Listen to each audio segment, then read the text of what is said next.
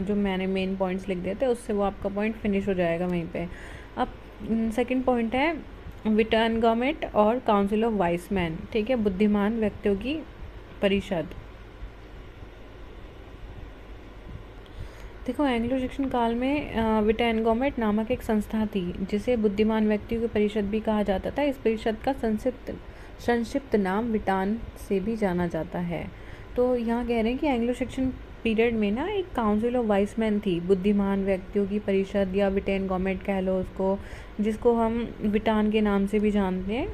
ऐसा कुछ करके आपका एंग्लो शिक्षण पीरियड में एग्जिस्ट करता था, ये बात कह रहे हैं। इस परिषद के कुल सदस्यों की संख्या निश्चित नहीं थी। साधारणतः इस परिषद में शाही वंश के मुख्य अधिकारी, राजा के बड़े अधिकारी, शायर्स के मुखिया, बिशप्स और कई अन्य प्रमुख पादरी और सम्राट के सामंत सम्मिलित होते थे। परिषद के सदस्यों का निर्वाचन नहीं किया जाता था, अपितु सम्राट स्वेच्छा से प्रमुख व्यक्तियों को परिषद में मनोनीत करता था। उस काल में कोई राष्ट्रीय राजधानी नहीं थी, इस कारण विटान के अधिवेशन सम्राट की अध्यक्षता में देश के विभिन्न भागों में हुआ करते थे। तो देखो यहाँ पे ये बता रहे हैं कि ना एंग्लो सेक्शन पीरियड में, जैसे मैंने बोला कि आपकी ना एक काउंसिल ऑफ वाइस मैन करके एग्जिस्ट करती थी, बुद्धिमान व्यक्तियों की परिषद। तो इसमें ना मतलब कौन लोग होते थे और कितने लोग होते थे, तो यहाँ पे ना इनका कोई नंबर फिक्स नहीं था। जो टोटल नंबर था member of this council was not fixed. Generally ना इस काउंसिल में इंक्लूड कौन होते थे, जो चीफ होते थे रॉयल डायनेस्टी के, सीनियर ऑफिशियल्स होते थे स्टेट के, हेड ऑफ शायर्स होते थे, बिशप्स होते थे और बहुत अलग अलग ना प्रोमिनेंट लोग होते थे। फ्यूडल लॉर्ड्स भी होते थे और एम्पियर्स, फ्यूडल लॉर्ड्स होते थे एम्पियर्स के।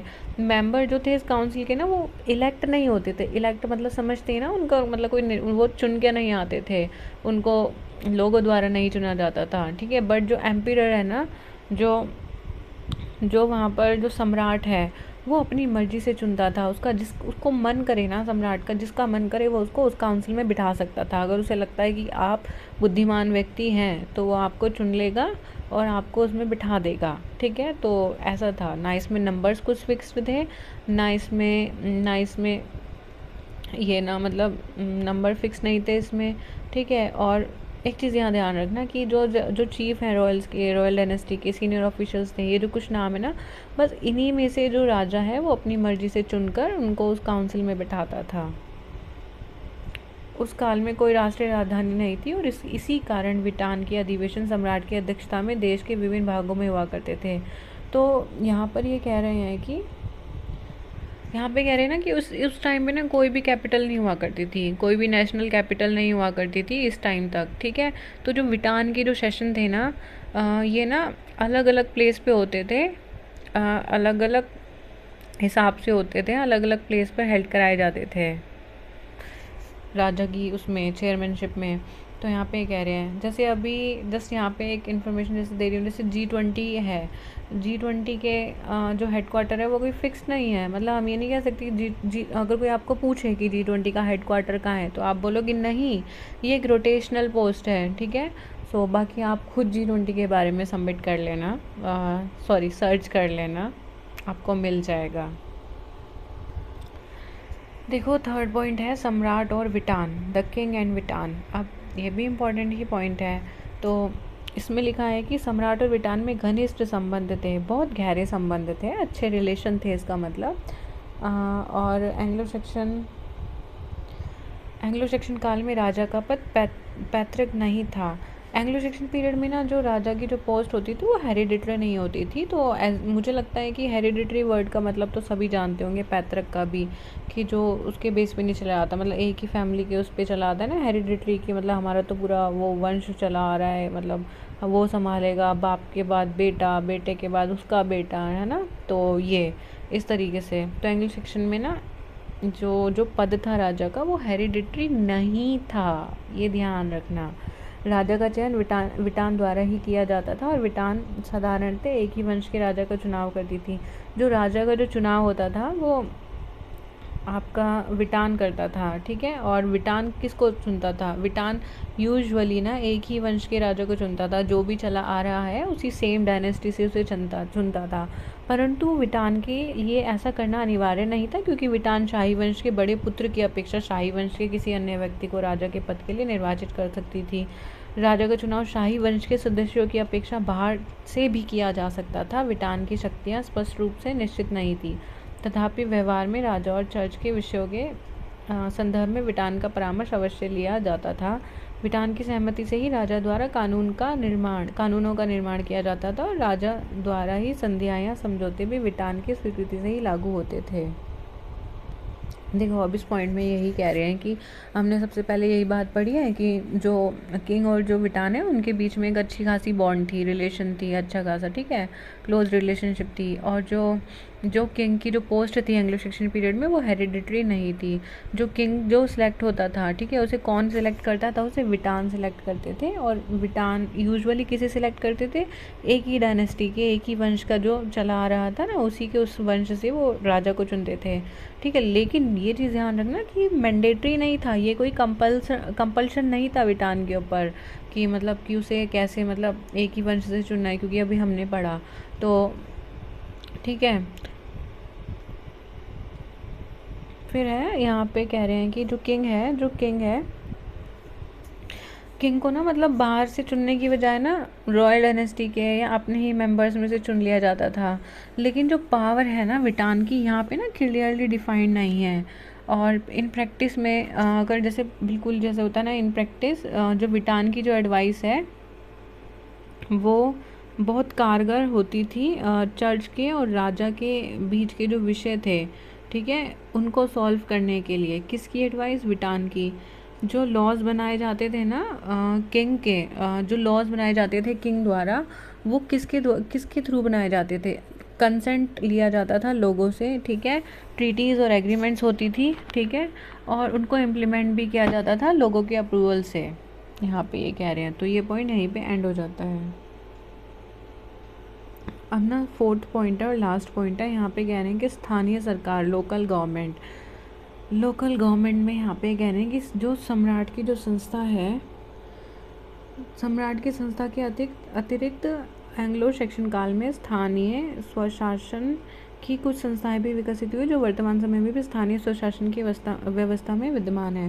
तो देखो, अभी हमने देखा कि इंस्टीट्यूशन ऑफ किंगशिप शुरू हुआ। हमने देखा कि काउंसिल ऑफ वाइस मैन भी है, बुद्धिमान लोगों की परिषद भी है, ठीक है, ये सब डेवलप हुआ। इसके साथ साथ ना लोकल गवर्नमेंट भी डेवलप हुई, ठीक है, स्थानीय सरकार भी डेवलप हुई। किसमें? एंग्लो सेक्शन पीरियड में ही। देखो कितने एडवांस लेवल पे चल रहे थे कि उस टाइम पे ही लोकल लेवल ऑफ गवर्नमेंट भी आ गई थी वहाँ पर।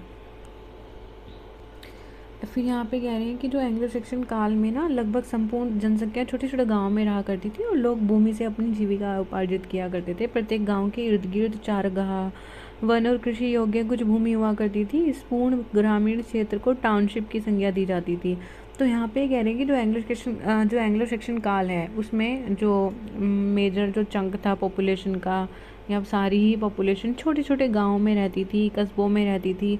लोग अपनी लाइवलीहुड कैसे अर्न करते थे, लोग अपनी आजीविका कैसे चलाते थे? वो अपनी आजीविका भूमि द्वारा चलाते थे। भूमि का मतलब एग्रीकल्चर करते होंगे, ठीक है, मतलब हाँ, कृषि संबंधित कुछ कार्य करते होंगे, ठीक है। और जो प्रत्येक गांव है उसके आसपास ना पैस्चर लैंड होती थी, ठीक है, मतलब जिस पे चराहा जाता है, ठीक है, तो वो होती थी, वन होता था, ये सब हुआ करता था। और हर ग्रामीण क्षेत्र को, हर ग्रामीण एरिया को, हर स्मॉल विलेज को, स्मॉल नहीं, हर विलेज को क्या कहते थे यहाँ पर? टाउनशिप कहते थे। ये चीज़ ध्यान रखना, टाउनशिप कहते थे।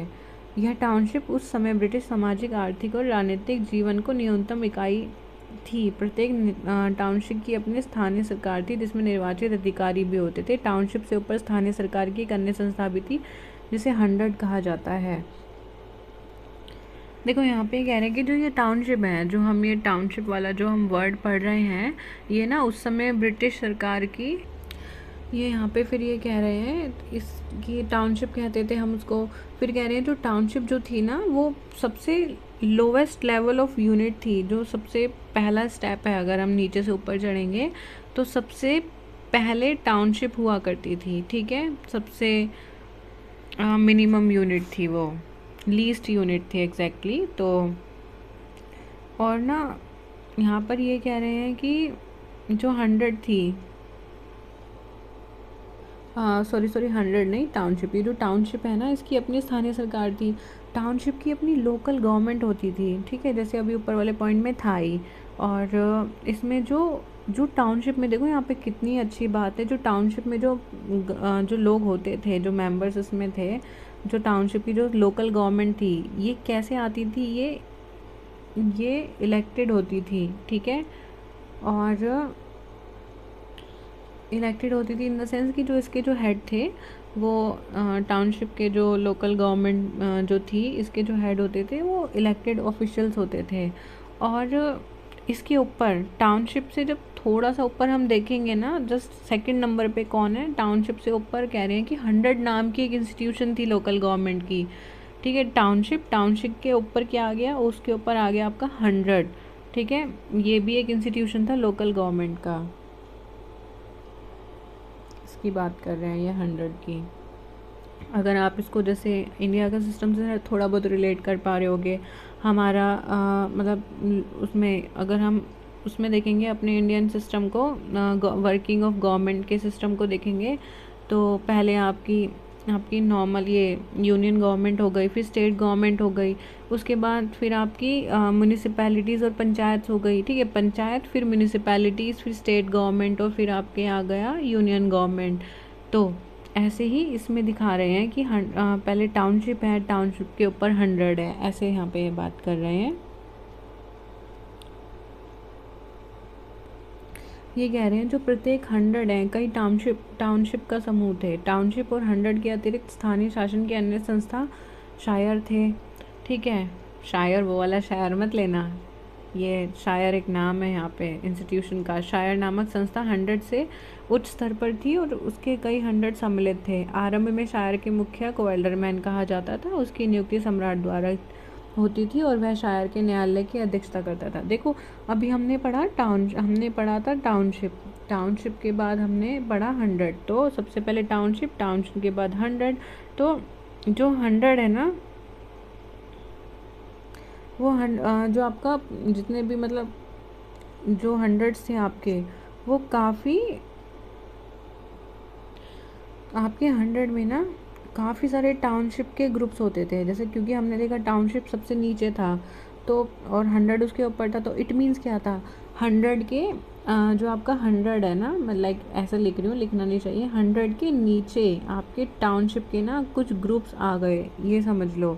ये था टाउनशिप और 100 के अतिरिक्त स्थानीय संस्था थी। देखो अब टाउनशिप और 100, ये हमारा टाउनशिप था और ये हमारा 100 था। अब इसके अलावा भी क्या था, इसके अलावा शायर थे, ठीक है। शायर नाम की संस्था थी जो 100 से ऊपर थी। टाउनशिप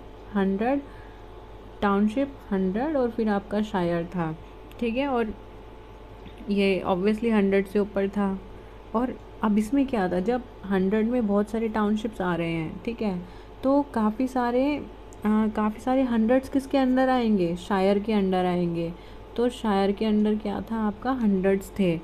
और आरंभ में शायर के मुखिया को, जो शायर का, अब इसका हेड कौन होगा, इसके हेड को स्टार्टिंग में एल्डर मैन कहा जाता था। और एल्डर मैन को कौन नियुक्त करता था, उसकी अपॉइंटमेंट कौन करता था, उसकी अपॉइंटमेंट सम्राट द्वारा होती थी। और जो शायर है और वह शायर के न्यायालय की अध्यक्षता करता था। और जो शायर का मतलब जो शायर का जो कोर्ट होता था, तो एम्पीरियर उसकी जो मीटिंग्स थी, मतलब उसमें ना अपनी ना उसको प्रिसाइड करता था, ठीक है, उसमें बैठता था, उसमें अध्यक्षता करता था। इसमें हमारा बस यही है।